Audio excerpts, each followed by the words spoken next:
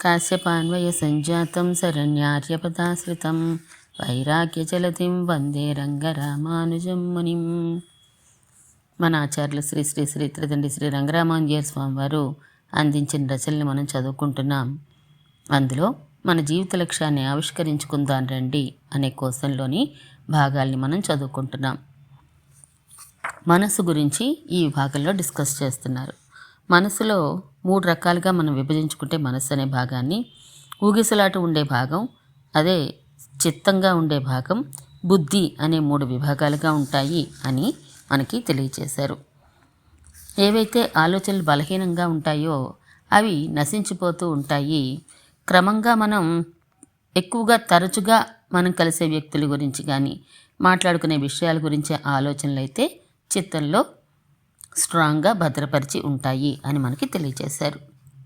ఈ కారణం చేతనే మనకి గత జన్మల్లో జరిగినవి గుర్తుండకపోవచ్చు అని, గుర్తు ఉండవని, మరీ బలమైన విషయాలైతే మాత్రం తప్పకుండా గుర్తుంటాయి అని చెప్పారు. ఉదాహరణకి ప్రతి జన్మలోనూ తప్పనిసరిగా మనం చేసే పనులు 4: ఆహారాన్ని స్వీకరించడం, భయపడడం, నిద్రపోవడం, ప్రత్యుత్పత్తి జరపడం. అందుచేత ఈ 4 సూక్ష్మదశలు చెరిగిపోకుండా మాసిపోకుండా ఉంటాయి. ఇలా చిత్తంలో సూక్ష్మంగా పిందె దశలో ఉండే ఆలోచనలను సంస్కారాలు అని అంటారు, వాసనలు అని కూడా అంటారు. ఈ వాసనలు లేదా సంస్కారాల భాగమే మనస్సులో అత్యధికంగా 8 పాళ్ళు అంటే 8 భాగాలు ఉంటుందన్నమాట. దీన్నే ఇంకోలా చెప్దాం.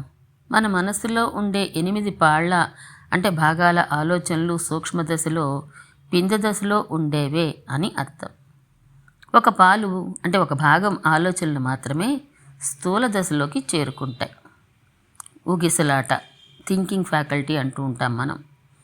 మరొక భాగం ఆలోచనలు మాత్రమే పక్వ దశకి వచ్చి క్రియగా అంటే యాక్షన్గా మారేందుకు బుద్ధి అని అనిపించుకుంటాయి. వెనక చెప్పిందంతా మనం ఒక్కసారి సింహావలోకనం చేసుకుంటే చెవి, చర్మం, కన్ను, నాలుక, ముక్కు అనే జ్ఞానేంద్రియాలు 5 కూడా అందించే శబ్ద, స్పర్శ, రూప, రస, గంధాలనే విషయాలు సూక్ష్మ రూపంలో సంస్కారాలుగా మనసులో ప్రవేశిస్తాయి. అవే 80% మనసుకి కారణమవుతాయి. ఇలా ప్రవేశించిన వాటిల్లో కొన్ని మాత్రమే స్థూల దశకు చేరుకుంటాయి. వాటి సంఖ్య 10% మనసుకి కారణం అవుతుంది.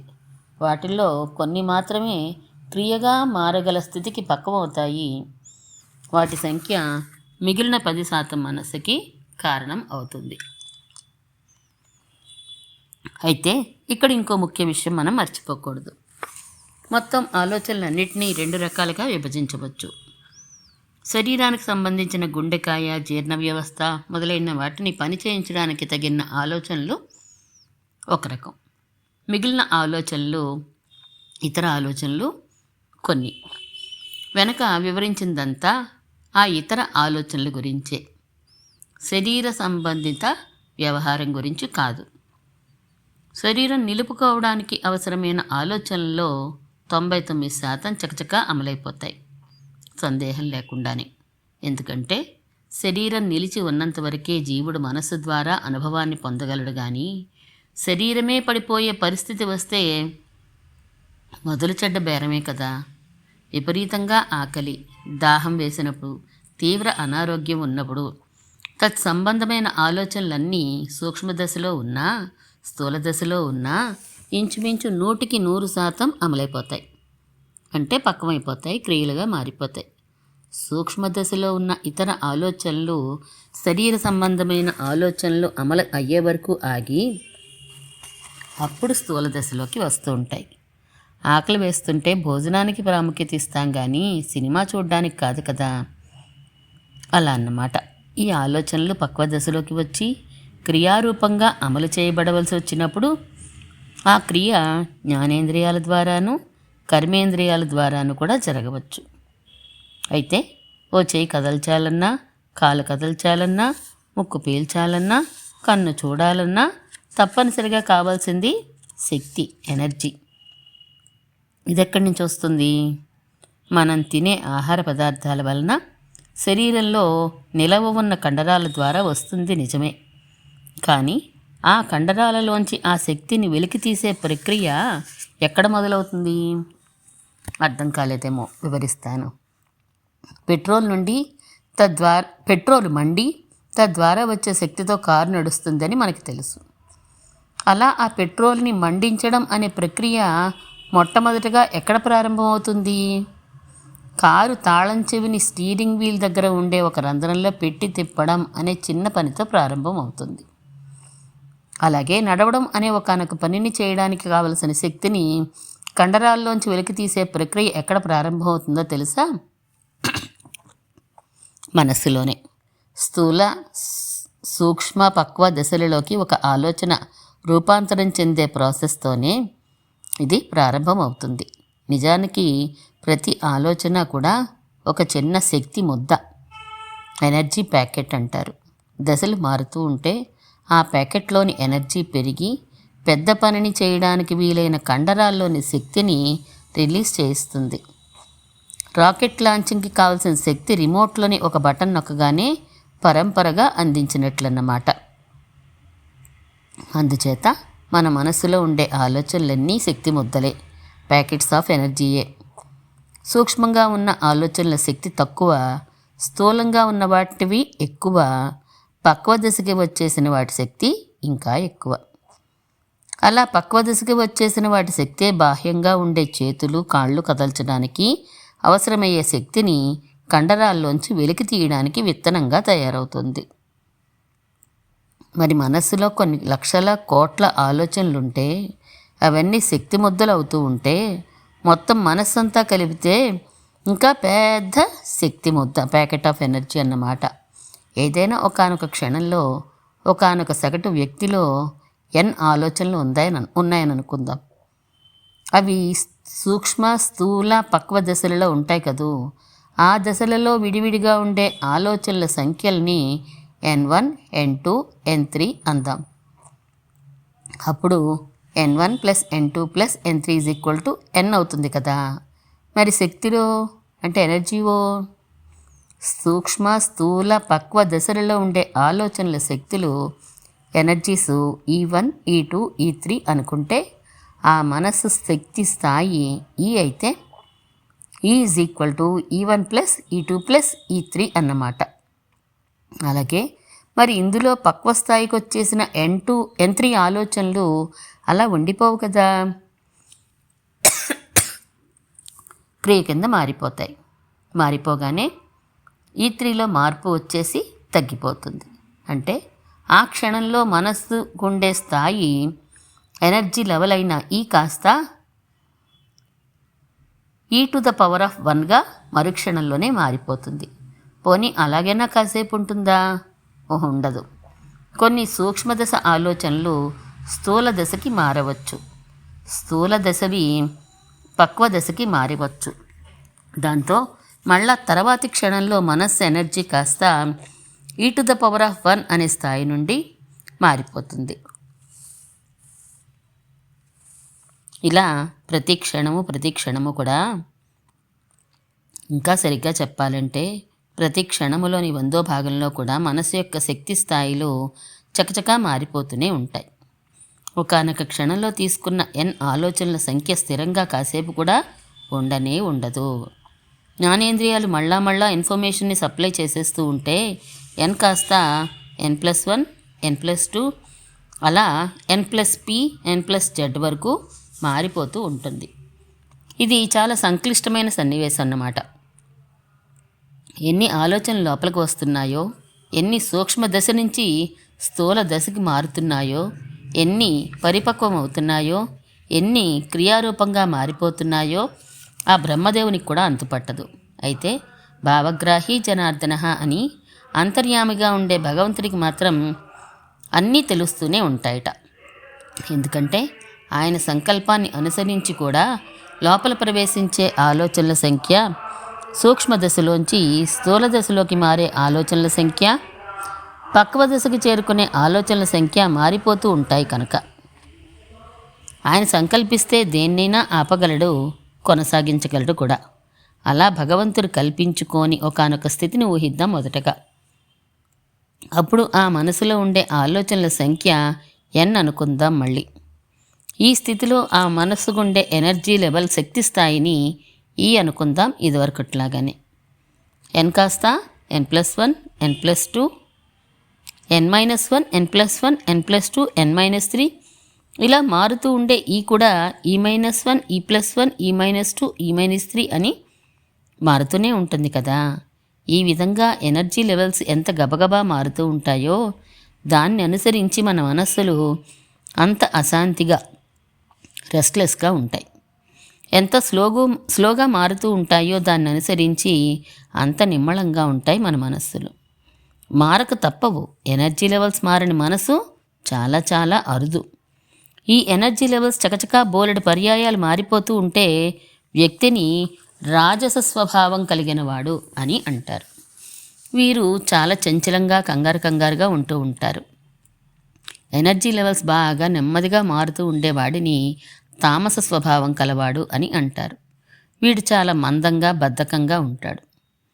ఎనర్జీ లెవెల్స్ మధ్య రకంగా మారుతూ ఉన్నవాడిని సాత్విక స్వభావం కలిగినవాడు అని అంటారు. వీడు సరైన పాళ్లలో సమానంగా వర్తిస్తూ ఉంటాడు. ఇంత మాత్రమే కాదు, ఇంకో తమాషా ఉంది. ఆలోచన దశలు 3 రకాలు అనుకున్నాం కదా, సూక్ష్మ, స్థూల, పక్వ దశలు. వాటి ఎనర్జీస్ని కూడా E1, E2, E3 అనుకున్నాం. కానీ ఇది తప్పు. సూక్ష్మ దశలో ఉండే ఆలోచనలన్నీ ఒకే పరిమాణం కల శక్తిని కలిగి ఉండాలి అనే నియమం ఏం లేదు. అలాగే స్థూల దశలోవి, పక్వ దశలోవి కూడా. అంటే E1, E2, E3 అని జనరలైజ్ చేసి లేదా యావరేజ్ చేసి చెప్ప సాధ్యం కాదు అని అర్థం. ఒక్కొక్క ఆలోచన శక్తిని ఒక్కొక్కలా చెప్పాల్సిందే. n ఆలోచనల శక్తి పరిమాణం n విధాలుగా ఉండి తీరుతుంది అంతే. ఇంతకన్నా విచిత్రం ఇంకోటి ఏమిటో తెలుసా? ఒకే వ్యక్తిలో ఉండే వివిధ రకాల ఆలోచనలకి వివిధ శక్తి స్థాయిలు ఎలా ఉంటాయో అలాగే వివిధ వ్యక్తుల్లో ఉండే ఒకే రకపు ఆలోచనలకు కూడా వివిధ స్థాయిలు ఉంటాయి. కాస్త వివరిస్తాను. సినిమాకి వెళ్దాం, దేవుని పూజిద్దాం, పుస్తకం చదువుకుందాం అనే 3 రకాల ఆలోచనలు తీసుకోండి. ఒక్కో వ్యక్తిలో ఈ 3 ఉన్నాయి అని అనుకోండి. 3 సూక్ష్మదశలోనే ఉన్నా వాటి ఎనర్జీస్ మాత్రం వేరువేరుగానే ఉంటాయి, కానీ ఒకే పరిమాణంలో ఉండవు. అలాగే స్థూల దశలోనే ఉన్నా పక్వ దశలోనే ఉన్నా అంతే, ఒకే పరిమాణంలో అయితే ఉండవు. సినిమాకి వెళ్దాం అనే ఒక ఆలోచన XYZ అనే ముగ్గురిలో ఉందనుకోండి. ఆ ముగ్గురిలోనూ సూక్ష్మ దశలో ఉన్న, స్థూల దశలో ఉన్న, పక్వ దశలో ఉన్న ఆ ఆలోచన ఎనర్జీ సమాన పరిమాణంలో ఉండనే ఉండదు. ఇప్పుడు అర్థమైంది అనుకుంటాను ఎంత సంక్లిష్టమో మనస్సుని అర్థం చేసుకోవడం. చాలామంది మానసిక శాస్త్రజ్ఞులంతా ఎవరో కొంత మీద ప్రయోగాలు చేసి ఫలితాలని పరిశీలించి అదే విధానాన్ని మిగిలిన అందరి మీద ఊహించి ప్రయోగిస్తున్నారు తప్ప ఏ వ్యక్తికి ఆ వ్యక్తి విషయంలో ఆలోచనల సరళిని వాటి శక్తి స్థాయిల సరళిని పరిశీలించడం వారికి చాలా అసాధ్యమైన విషయం. వేలిముద్రలు ఎలా అయితే ప్రపంచంలో ఏ ఇద్దరివి సరిపోలవో అలానే మనస్సులు కూడా ఏ ఇద్దరివి సరిపోలవు. ఒక వ్యక్తిలో బయలుదేరిన ఒకానొక ఆలోచన సూక్ష్మ దశలోంచి స్థూల దశకి, స్థూల దశలోంచి పక్వ దశలోకి ఎలా మారుతుందో మనం వివరించుకున్నాం. ప్రతి ఆలోచనకి ప్రతి దశలోనూ కొంత శక్తి అంటే ఎనర్జీ ఉండక తప్పదు కనుక 0 పాయింట్ని తాకండానే ఆలోచనల్ని చూపించారు ఇక్కడ ఆచార్యులు ఒక గ్రాఫ్ రూపంలో. ఒక పక్క ఎనర్జీ, ఒక పక్క టైం తీసుకున్నారు. ఒక్కొక్క ఆలోచన ఒక్కొక్క రేంజ్లో ఉన్నాయి. ఇక్కడ అన్నీ సమానంగా లేవు. కాలం గడుస్తున్న కొద్దీ అదే ఆలోచన మనసులో నడుస్తూ ఉంటే లేదా ఆ ఆలోచనకి బలాన్నిచ్చే ఇన్ఫర్మేషన్ని జ్ఞానేంద్రియాలు సప్లై చేస్తూ ఉంటే ఆ ఆలోచన శక్తి పెరుగుతూ ఉంటుంది. ఉదాహరణకి ఓ అబ్బాయి ఓ అమ్మాయిని, అందమైన అమ్మాయిని రోడ్డు మీద చూశాడనుకోండి. ఏదో కొంత శక్తితో ఆ అమ్మాయి గురించిన ఒక ఆలోచన బయలుదేరుతుంది. ఇంటికి వెళ్ళిపోయినా 10 రోజులు పోయినా ఆ అమ్మాయి అందాన్ని గురించి పదే తలుస్తూ ఉంటే క్రమంగా ఆ ఆలోచనకి శక్తి పెరుగుతుంది. ఆ అమ్మాయిలో అతనికి నచ్చినంత అందం లేదనుకోండి, ఆ ఆలోచన మాటిమాటికి రాకుండా సూక్ష్మంగా చిత్తంలో స్టోర్ హౌస్లో ఉండిపోతుంది.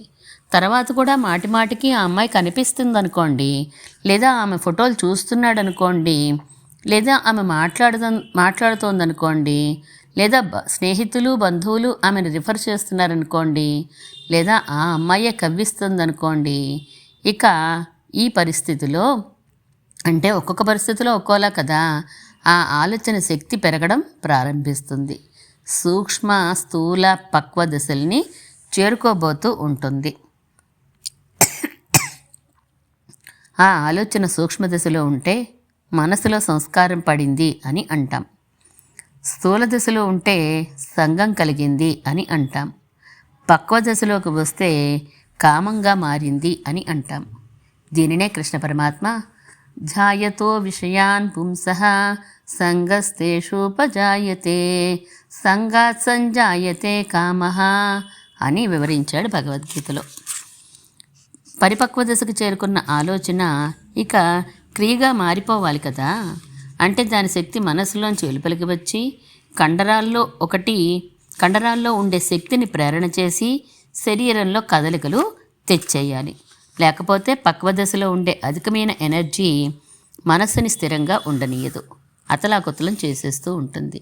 అమ్మాయి గురించిన ఆలోచన విషయంలో అది పక్వ దశలోకి రాగానే అది అమలైపోయిందనుకోండి, అంటే క్రియగా మారిపోయిందనుకోండి, క్రమంగా స్లోగా ఆ ఆలోచన ఎనర్జీ తగ్గిపోయి జీరో అయిపోతుంది. అప్పుడు ఇంక మనసుకి హాయిగా ఉంటుంది. కుదరలేదనుకోండి, అంటే అమ్మాయి గురించి ఆలోచన పక్వ దశకి వచ్చేసినప్పటికీ అది క్రియలోకి మారలేదనుకోండి, సామాజిక పరిస్థితిలో ఇంకోటో ఆటంకపరుస్తున్నాయనుకోండి, అప్పుడు ఎలాగా అంటే పరిస్థితి విషమిస్తుంది, మనస్సు అశాంతికి గురవుతుంది. కారణం అత్యధికమైన శక్తి స్థాయికి వెళ్ళిపోయింది ఆలోచన. అధిక శక్తి కక్షలో ఎక్కువ కాలం ఏది ఉండలేదుగా భౌతిక శాస్త్ర ప్రకారం. కానీ ఆ ఆలోచన క్రియగా మారే అవకాశాలు లేవు అతడికి. ఆ దశలో అది ఇంకా ఆ తప్పనిసరి పరిస్థితుల్లో తడేలిన ఎనర్జీని బయటికి తోసేస్తుంది. అంత సడన్గా ఎనర్జీ పడిపోవడంతో మనసుకి పెద్ద కుదుపు వచ్చేస్తుంది. ఆ స్థితినే క్రోధం అని అంటారు. కామాత్ క్రోధోభిజాయతే అనే భగవద్గీత వచనానికి అర్థం ఇదే. ఈ క్రోధ దశలో కళ్ళతోనో ముక్కుతోనో నోటితోనో ఇతర శరీర అవయవాలతోనో ఏదో ఊహింపశక్యం కాని చేష్టలు చేసేస్తారు. తర్వాత క్రోధాత్ భవతి సమ్మోహ, ధడేళ్ళని కదా ఎనర్జీ లెవెల్ పడిపోయి కుదుపొచ్చేసింది, అందుచేత సమ్మోహం వస్తుంది. అంటే ఒక కంగారులో బయట నుంచి వచ్చే శబ్ద స్పర్శ రూప రస గంధ జ్ఞానాన్ని మనస్సు విశ్లేషించి దేనిని ఎక్కడికి పంపాలో కన్ఫ్యూజ్ అయిపోతుంది. అందుచేతనే కోపం వచ్చిన వాడికి ఎదురుగా ఏమి జరుగుతుందో స్పష్టంగా గ్రహించే శక్తి ఉండదు, తన అరుపులు కేకలే తప్ప. ఆ తర్వాత సమ్మోహాత్ స్మృతి విభ్రమ, బయట నుంచి వచ్చే ఇన్ఫర్మేషన్ని విశ్లేషించే శక్తిని కోల్పోగానే చిత్తంలోంచి వచ్చే అంటే స్టోర్ హౌస్లోంచి బయటికి వచ్చే ఆలోచనలు స్తబ్దమైపోతాయి. దాంతో స్మృతి అంటే మెమరీ పవర్లో రీకాలింగ్ విధానంలో ఒడిదుడుకులు వస్తాయి. ఆ తర్వాత స్మృతి భ్రంశాత్ బుద్ధినాశో, ఇక బుద్ధి నశిస్తుంది. బుద్ధి అంటే యుక్తాయుక్త విచక్షణా జ్ఞానం కదూ, అది నశించి తీసుకోవాల్సిన నిర్ణయాల్లో తడబాటు వస్తుంది.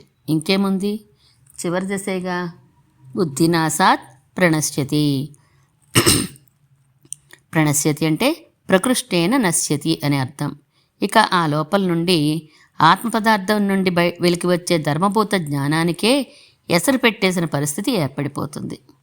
ఇది పరిస్థితి. అందుచేత అర్థమైందనుకుంటాను ఒక ఆలోచన చేసే యాత్రా విధానం.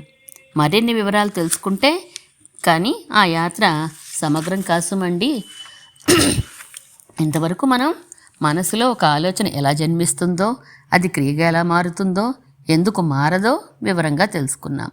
ఒక బెలూన్లో గాలిని ఊది మరలా నెమ్మదిగా విడిచేస్తే బయటికి చల్లగా అది వెళ్ళిపోయినట్లు ఒక ఆలోచన మనసులో బయలుదేరి శక్తిని పెంపొందించుకొని క్రియగా మారిపోతే అంతా సవ్యంగా అయిపోయినట్లే.